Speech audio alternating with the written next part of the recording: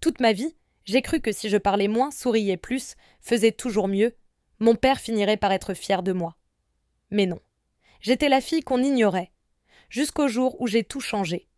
Et croyez-moi, il s'en souvient encore. Si cette histoire te touche, pense à liker la vidéo, t'abonner à la chaîne et laisser un commentaire. Et dis-moi en commentaire depuis quel endroit tu regardes cette vidéo. J'adore savoir d'où vous m'écoutez. J'ai longtemps cru qu'il y avait quelque chose qui clochait chez moi. Que si je parlais moins, souriais davantage, faisais plus d'efforts, il finirait par m'aimer. Mais peu importe ce que je faisais, mon père ne me regardait jamais comme il regardait mes frères.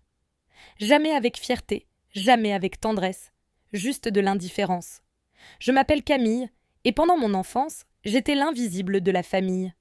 Mon père, Gérard, n'était pas du genre à crier. Il n'avait pas besoin de hausser le ton. Son silence suffisait. Quand j'ai eu des félicitations sur tous mes bulletins au collège, il a à peine hoché la tête. Mais quand mon frère Julien réussissait un cours qu'il avait jusque-là échoué, mon père lui tapait dans le dos en s'exclamant « Ça, c'est mon fils ». J'avais 12 ans quand j'ai compris. C'était la fête des pères. J'avais passé des heures à fabriquer une carte, décorée de paillettes, d'autocollants, avec un poème que j'avais moi-même écrit. Je la lui ai tendue après le dîner, le cœur plein d'espoir. Il l'a à peine regardée, a marmonné « merci », puis il s'est replongé dans le match à la télé. 5 minutes plus tard, mon autre frère, Lucas, est entré, lui a lancé une tasse achetée en grande surface avec écrit « Le meilleur des papas », et là, mon père a réagi comme s'il venait de recevoir une médaille olympique. Je me souviens être resté là, ma carte toujours dans la main, à me demander pourquoi la mienne ne suffisait pas. Et c'était toujours ça, au fond. Je n'étais jamais suffisante. Julien et Lucas, eux, étaient les chouchous. Julien, le sportif, battait tous les records et faisait la une du journal local. Lucas, le charmeur, savait parler à tout le monde, séduisait les profs, les voisins, la famille. Et moi, j'étais la discrète, l'introvertie, celle qui passait son temps à écrire ou dessiner seule dans sa chambre. Ma mère essayait parfois de rééquilibrer un peu. Elle me serrait fort dans ses bras et murmurait « Toi aussi, tu es spéciale, ma chérie ». Mais elle connaissait l'ordre établi à la maison. Si Julien voulait la dernière part de pizza, il l'avait. Si Lucas avait besoin d'argent, papa sortait son portefeuille sans poser de questions. Un jour, j'ai demandé un carnet à dessin. Il m'a répondu « À quoi bon ?» Tu abandonnes toujours en cours de route. Cette phrase m'a transpercée plus qu'il ne le saura jamais. Au dîner, je restais silencieuse pendant qu'il posait des questions à mes frères. Leurs projets, leurs journées, leurs ambitions. Jamais à moi. Pas une fois. Et quand je prenais la parole, c'était accueilli par un grognement vague ou un sourire forcé.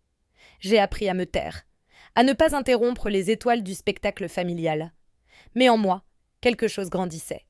Pas seulement de la tristesse, quelque chose de plus tranchant. Une colère, une détermination encore sans nom. J'ai commencé à travailler dur. Pas pour qu'il me voie, pour que moi, je me voie. Pour avoir de la valeur à mes propres yeux. J'ai arrêté d'essayer de gagner son amour. J'ai décidé de construire une vie qu'il ne pourrait pas ignorer, de devenir quelqu'un qu'il serait obligé de voir. J'étais fatiguée d'être la fille oubliée. Un jour, je me suis promis qu'il se souviendrait de moi. Pas comme la fille discrète qu'il ignorait, mais comme la femme qui avait tout changé. Si quelqu'un avait mis les pieds chez nous pendant les fêtes, il aurait cru voir une publicité pour la famille parfaite. Des éclats de rire dans la cuisine, mes frères jouant au ballon dans le jardin, mon père rayonnant, une bière à la main. Mais moi, je connaissais la vérité. Je savais ce que ça faisait d'être le décor dans les moments forts des autres. Julien et Lucas étaient nés pour briller, ou du moins, c'est ce que mon père voulait nous faire croire. Julien l'aîné avait ce charme naturel qui faisait tomber les barrières. Il ne révisait jamais, mais s'en sortait toujours avec un clin d'œil et un sourire. Mon père l'adorait. Ils avaient des blagues entre eux, des casquettes de pêche assorties, même une poignée de main secrète qu'ils avaient inventée quand Julien avait 10 ans. Un jour, je les ai observés en cachette, alors que Julien montrait à papa une idée de business griffonnée sur une serviette. Il la regardait comme s'il venait de sauver le monde. Sacré garçon, avait-il dit, le tapant dans le dos. T'as l'étoffe d'un leader. Lucas, le cadet, était le roi du sport. Les trophées de foot s'alignaient sur ses étagères. Mon père n'a raté aucun de ses matchs, qu'il pleuve ou qu'il vente. Il criait sur les lignes de touche comme un coach passionné. Le jour où Lucas a marqué le but de la victoire, il a organisé une grande fête dans le jardin. Barbecue, musique, tout le voisinage invité. Moi aussi, j'étais là. Je mettais les assiettes, je faisais le ménage. Et quand j'ai été acceptée dans un programme d'excellence, je n'ai eu droit qu'à un « Ah bon, c'est bien », dit entre deux bouchées de pain grillé. Je me suis tuée à la tâche. Veillée tardive, participation à des cours supplémentaires, petit boulot pour me les payer. J'ai décroché des certificats, gagné quelques prix discrets, obtenu une bourse. Mais rien de tout ça n'avait la moindre étincelle dans ses yeux. Au repas de famille, papa s'illuminait quand il racontait les dernières aventures professionnelles de Julien ou les exploits sportifs de Lucas. Moi, je parlais timidement de mon stage dans un cabinet renommé. Il hochait la tête, puis se tournait vers mes frères. « Julien, raconte-leur ta réunion avec cet investisseur. » Le message était clair. Eux, c'était le spectacle principal. Moi, l'entracte. Le pire, c'est que je ne leur en voulais même pas à mes frères. Ils n'étaient pas méchants avec moi. Ils aimaient briller, oui, mais ils ne me repoussaient pas dans l'ombre. C'était mon père qui le faisait. Et je ne comprenais pas pourquoi. J'avais tout essayé. Être serviable, être indépendante, réussir. Rien ne suffisait. Parfois, je me demandais s'il se rendait compte de l'effet de son favoritisme. D'autres fois, je savais qu'il le savait et qu'il s'en moquait. Je me répétais que je devais lâcher prise, me concentrer sur moi-même, me libérer de ce besoin de reconnaissance. Mais malgré tout, une partie de moi rêvait encore d'un simple « Je suis fière de toi, Camille ». Pas par obligation, par sincérité. Ce moment n'est jamais arrivé. Mais un autre, bien plus inattendu, allait tout bouleverser. Et sûrement pas dans le sens qu'il aurait souhaité. Ce devait être mon moment. L'aboutissement d'années passées à travailler d'arrache-pied, à refuser des soirées entre amis, à noyer mes doutes dans des heures de labeur. J'avais lancé ma propre start-up, une plateforme numérique innovante qui promettait de transformer le marché local. Ce n'était pas juste un projet, c'était le reflet de chaque nuit blanche, de chaque larme, de chaque instant où j'avais cru en moi alors que personne d'autre ne le faisait. L'événement de lancement avait lieu dans une salle de conférence élégante en centre-ville. Des investisseurs, des journalistes locaux, des décideurs du secteur. Ils étaient tous là, curieux, attentifs. J'ai pris la parole avec un mélange de trac et d'excitation, le cœur tambourinant dans ma poitrine.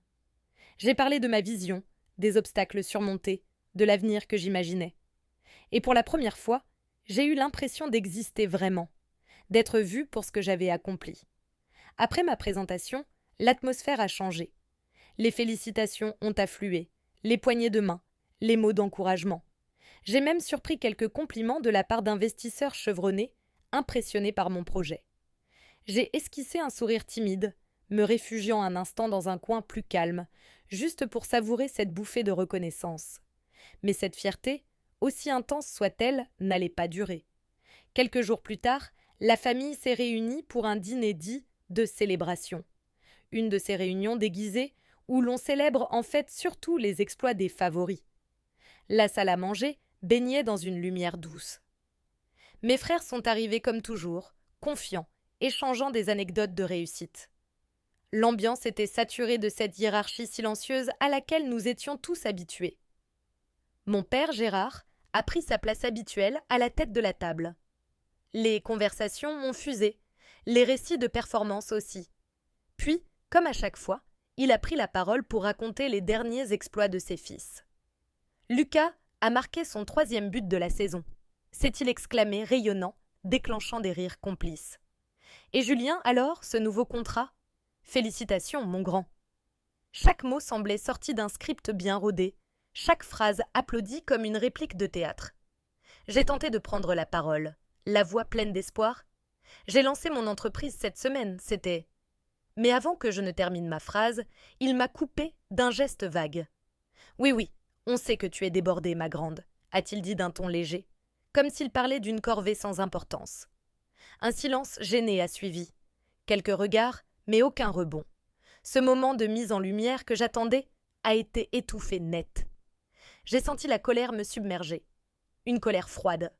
Chaque effort ignoré, chaque mot blessant, chaque sourire absent m'est revenu en pleine figure. Et dans cette seconde précise, quelque chose a changé en moi. Ce n'était plus une quête de reconnaissance, c'était une prise de conscience. Peu importait combien je réussirais, il ne me verrait jamais vraiment. Alors j'ai décidé d'arrêter d'essayer. Pas d'abandonner, non, mais de cesser de mendier une approbation qui ne viendrait jamais. Après ce dîner, quelque chose s'est éteint en moi. Pas par rage, mais par lucidité. J'ai cessé d'espérer. Je n'ai plus expliqué, ni justifié, ni réclamé qu'on m'écoute. J'ai juste choisi le silence. Pas celui qu'on m'imposait depuis toujours, mais celui que je m'accordais enfin. Un silence libérateur. J'ai commencé à m'éloigner des réunions de famille, préférant les soirées seules avec mes objectifs. J'ai quitté la ville, loué un petit appartement sobre en périphérie, et je me suis plongée dans le travail comme si c'était tout ce qui me restait. Mon entreprise, ignorée par ma propre famille, est devenue mon monde. Ce n'était pas glorieux au début. Certains soirs, je dînais d'un simple toast accompagné d'un café instantané. Je cumulais les missions freelance pour payer le loyer. Il m'est arrivé de pleurer à mon bureau, en doutant de tout. Mais à chaque moment de doute, une étincelle de volonté revenait. J'avançais sans applaudissements, sans encouragement. Mais j'avançais pour moi. J'ai appris à corriger des bugs, à rédiger des pitchs, à gérer les refus, à négocier avec des clients. Une faim tenace me poussait, celle de quelqu'un qu'on avait toujours sous-estimé. Parfois, je tombais sur une publication de Julien, en conférence avec notre père à ses côtés. Ou une photo de Lucas tenant un nouveau trophée avec en légende « Fier de rendre la famille fière ». Et la blessure se rouvrait. Mais je refusais de m'y attarder. Je refermais l'application et retournais au travail. Mon succès ne viendrait pas d'applaudissements. Il viendrait de ma persévérance. Je grandissais dans l'ombre. Pas de poste clinquant, pas de messages familiaux vantant mes progrès. Juste des nuits longues, un entêtement solide, et de temps à autre un client qui me disait « Vous êtes la seule à vraiment avoir compris notre besoin ». Ces mots-là valaient plus que n'importe quel compliment de mon père, parce qu'ils étaient sincères. Après 1 an, la start-up commença à décoller. La base d'utilisateurs s'élargit. Un investisseur de niche détecta le potentiel de notre approche et injecta des fonds. J'ai pu embaucher une petite équipe, des gens qui, comme moi, savaient ce que cela signifiait d'être invisible. Mais je suis restée discrète. Pas de message vantant mes réussites. Pas de retour au repas de famille avec des annonces triomphales. Je laissais les autres croire que j'étais toujours cette fille effacée. Et cela me convenait. Intérieurement, tout changeait. Ma posture devenait plus assurée. Ma voix, plus ferme. Je n'avais plus peur de prendre de la place. Je n'avais plus besoin de leur validation. J'avais trouvé bien mieux. Je m'étais trouvée, moi. Pour la première fois de ma vie, je prenais des décisions sans me remettre en question. J'ai acheté ma première voiture seule. J'ai signé le bail d'un nouveau bureau avec de grandes fenêtres donnant sur la ville. Et je l'ai fait sans attendre qu'on me dise « bravo ». Je devenais la femme que la petite Camille avait rêvé d'être un jour. Mais je ne le faisais plus pour eux. Je le faisais pour moi. Et dans tout ce silence, je construisais quelque chose de plus grand qu'une carrière. Je construisais ma liberté. Je me souviens encore de la première fois où je suis passée devant un miroir sans détourner le regard. Mon reflet ne montrait plus une fille oubliée. Il montrait une femme qui s'était frayé un chemin hors de l'ombre pour bâtir sa propre vie. Ce n'était pas spectaculaire, pas bruyant. C'était une force tranquille, celle qui n'a pas besoin de se faire remarquer, mais qu'on ne peut plus ignorer. Et bientôt, eux non plus ne pourraient plus m'ignorer. Je n'étais pas retournée chez moi depuis presque 2 ans. Ni pour les anniversaires, ni pour Noël, même pas pour les coups de fil obligatoires. Le silence était mutuel. Personne ne m'avait appelé pour savoir comment j'allais. Et je ne m'y attendais pas. C'est ça, quand on est oublié, on finit par s'habituer à son absence. Mais cette année, j'ai pris une décision. J'ai simplement écrit dans le groupe familial « Je serai là pour le dîner de la fête des pères ». Pas d'explication, pas de message après. Juste cette phrase. Les réactions étaient un mélange d'émojis hésitants et de silence. Je pouvais presque ressentir le malaise à travers l'écran. La veille du dîner, je me tenais dans la salle d'exposition d'un concessionnaire automobile, devant une voiture noire, luxueuse à l'élégance discrète. Je signais les papiers avec un nouveau nom de famille, celui que j'avais légalement pris après le lancement de mon entreprise. Aucun d'eux ne le connaissait. Aucun ne m'avait jamais demandé ce que je faisais vraiment. À côté de moi, une enveloppe noire, parfaitement pliée, sur du papier épais, Attendez. À l'intérieur, un seul document juridique. Un document capable de tout bouleverser. Le jour de la fête des pères, j'ai choisi ma tenue avec soin. Pas pour impressionner. Pour me rappeler qui j'étais devenue. Chaque vêtement disait « Je suis là, je suis forte ». En arrivant dans l'allée, le moteur de la voiture ronronnait comme un avertissement. Mes frères et aînés étaient déjà là, verres en main, rire sur la terrasse.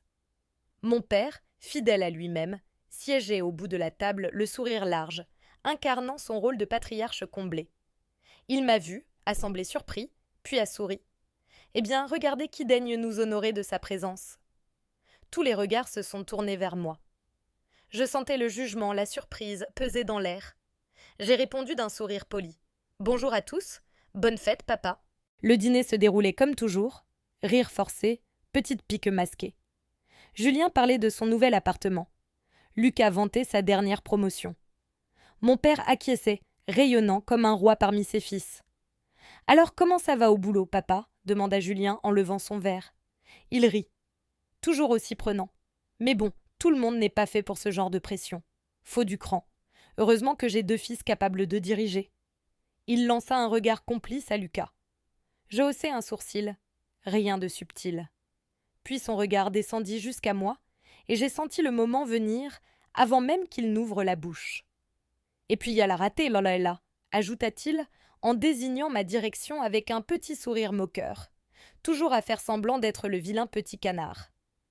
L'éclat de rire fut immédiat. Julien manqua de s'étouffer avec sa boisson.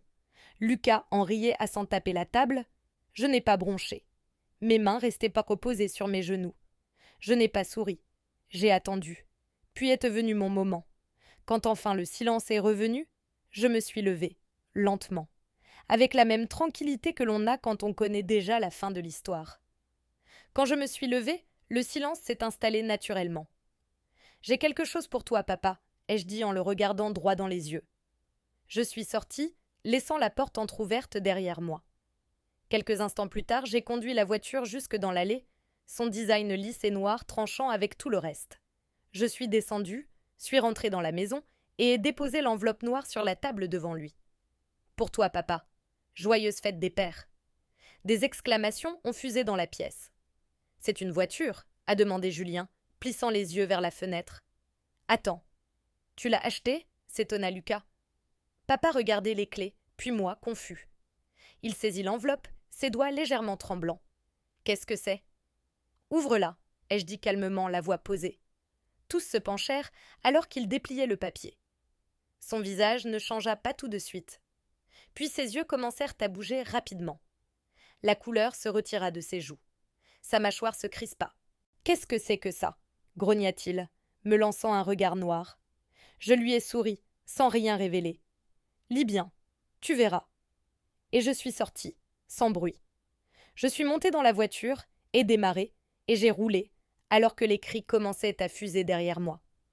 Parce que ce document, ce n'était pas juste une feuille, c'était l'acte de propriété de l'entreprise qui venait tout juste d'acquérir la société où il travaillait depuis 10 ans. Son emploi, sa fierté, son statut. Tout cela était désormais sous mon contrôle. Joyeuse fête des pères. Le moteur ronronnait doucement pendant que je m'éloignais de la maison. Mes yeux restaient fixés sur la route, mais le poids de ce que je venais de faire s'installait peu à peu dans ma poitrine. Ce n'était plus une question de vengeance, c'était bien plus profond. Pendant des années, je m'étais laissé réduire à une silhouette dans l'ombre d'une famille qui ne m'avait jamais vraiment regardée. Et maintenant, je marchais droite, et c'était leur monde qui était éclipsé par mon ombre. Mais ce n'était pas la seule chose qui m'envahissait. Dans mon esprit, je voyais clairement ce qui était en train de se passer derrière moi. J'entendais presque le silence pesant dans la salle à manger, ce silence qui avait suivi mes mots comme une détonation. Je n'étais plus là, mais mes actes parlaient à ma place, bien plus fort que je ne l'aurais jamais pu. À l'intérieur, mon père tenait encore le document entre ses mains tremblantes. Il regardait le papier, puis ses filles, les lèvres bougeant sans réussir à formuler une phrase. La panique montait en lui, visible dans chaque muscle de son corps, comme une infection soudaine. « Papa ?» demanda Julien d'une voix soudain bien moins assurée. Il s'était levé et s'approchait lentement de son père, encore figé, le papier toujours agrippé dans ses mains. « Qu'est-ce qui se passe ?» enchaîna Lucas, toujours sûrs de lui, qui tentaient de lire par-dessus l'épaule de leur père. C'est quoi ce papier? Attends, attends, c'est réel? Mais leur père restait muet. Il fixait les mots, essayait de les comprendre, mais sans parvenir à les intégrer. Les phrases étaient simples, mais pour lui, elles sonnaient comme une condamnation. Je les imaginais posant les mêmes questions, encore et encore, tandis que leur monde commençait à vaciller. Toute leur vie, ils s'étaient tournés vers lui pour les réponses. Et voilà que maintenant, même lui ne comprenait plus. Julien ne tenait plus. Papa, qu'est-ce que ça veut dire? Qu'est-ce qui se passe? Gérard releva enfin la tête. Son visage était livide. Sa bouche s'ouvrait, se refermait. C'est un transfert de propriété, murmura-t-il, la voix à peine audible. Une inversion des actifs. Tout y est. L'entreprise, la maison, mes parts. La panique s'entendait clairement dans son timbre. Ses fils se figèrent. Lucas cligna des yeux, comme s'il n'arrivait pas à encaisser. Attends, tu veux dire que ce document signifie que Camille possède tout? La réalité les frappa comme une gifle. Le silence devint pesant, étouffant. Mon père avait toujours été leur pilier, celui à qui on se fiait, celui qu'on respectait presque religieusement. Et là, il n'était plus que l'homme assis au milieu des ruines. Julien recula d'un pas, le visage écarlate. Comment elle a pu faire ça, souffla-t-il, la voix chargée de rage. C'est nous qui avons bossé pour tout ça, pas elle. Gérard leva une main tremblante, toujours perdue dans l'onde de choc. Ce n'est pas rien, dit-il, sa voix se brisant. Elle est tout. Lucas fronça les sourcils, sa confiance habituelle s'évaporant. Qu'est-ce que tu veux dire par là, papa? Comment ça, tout? Elle possède tout, répondit-il le souffle court. Elle possède l'entreprise. Elle possède la maison. Tout ce que j'ai construit. C'est à elle, maintenant. Ces paroles tombèrent comme un couperet. Ses fils, qui avaient toujours vu en leur père une figure inébranlable, le pilier de leur monde, se retrouvaient soudain face à une vérité qu'ils n'avaient jamais envisagée. Ils ne m'avaient jamais considérée comme une rivale. Pour eux, je n'étais que l'ombre, la pièce rapportée, celle qu'on oublie dans les discussions de salon. Et pourtant, maintenant c'est moi qui tenais les rênes. Je ne comprends pas, bafouilla Julien, la voix tremblante. Comment elle a pu? Quand est-ce que c'est arrivé? Pourquoi on n'a rien vu venir? Mon père releva la tête, abattu. Il avait le visage de quelqu'un qui venait de perdre plus que des biens matériels. Il avait perdu le contrôle. Elle n'avait pas besoin de vous le dire, répondit-il d'un ton sec. Elle n'a jamais eu besoin de nous. Lucas fit un pas en arrière, tentant de se raccrocher à une logique. Mais comment elle a fait pour avoir tout ça? Comment on a pu ne rien voir? Elle n'a rien demandé, murmura Gérard, la voix glaciale. Elle l'a juste pris. Et là, le silence n'était plus simplement pesant. Il était définitif. Dans cette pièce figée, ma montée silencieuse résonnait comme une trahison. Mais c'étaient eux qui s'étaient trahis, en me sous-estimant, en me rabaissant, en m'excluant. Pour la première fois, mes frères étaient contraints d'ouvrir les yeux sur la réalité. Je n'étais pas la perdante. J'étais celle qui avait travaillé sans relâche, sans besoin de projecteur. J'étais celle qui, dans l'ombre, avait bâti un empire. Et maintenant, tout ce qu'ils tenaient maille pour acquis était à moi. Mon père soupira longuement, un souffle chargé de regret. Elle est plus intelligente que je ne l'ai jamais cru, lâcha-t-il dans un murmure. Et ça, il ne pourrait jamais le reprendre. La peur, l'angoisse, tout était écrit sur leur visage.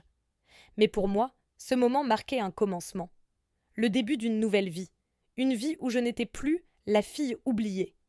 J'étais devenue la femme qu'on ne pourrait plus jamais ignorer. Je ne me suis pas retournée en quittant cette maison. Le poids de toutes ces années, ce besoin de prouver, cette soif d'approbation, tout s'était enfin envolé. J'y étais arrivée, non pas parce qu'il m'avait reconnue, mais parce que je m'étais reconnue, moi. Mon téléphone vibrait. Les messages de la famille s'enchaînaient. Ils cherchaient à comprendre ce que j'avais fait, pourquoi j'étais partie, ce que contenait cette enveloppe. Mais je n'y prêtais pas attention. Leur choc n'était plus mon problème. J'avais déjà pris ce dont j'avais besoin, la force de me tenir debout seule, de partir sans regret. Je n'étais pas cette fille qu'on peut ignorer. Je n'étais pas la fille qu'ils pensaient pouvoir contrôler. J'étais une femme libre. Et ce soir-là, quand j'ai croisé mon regard dans le miroir, Je n'ai vu aucun doute. Juste quelqu'un qui avait conquis sa place. Une femme qui n'avait plus besoin de se retourner pour savoir qu'elle avait gagné. La porte était fermée derrière moi. Mais devant moi, un avenir m'attendait. Et celui-là, il était entièrement à moi.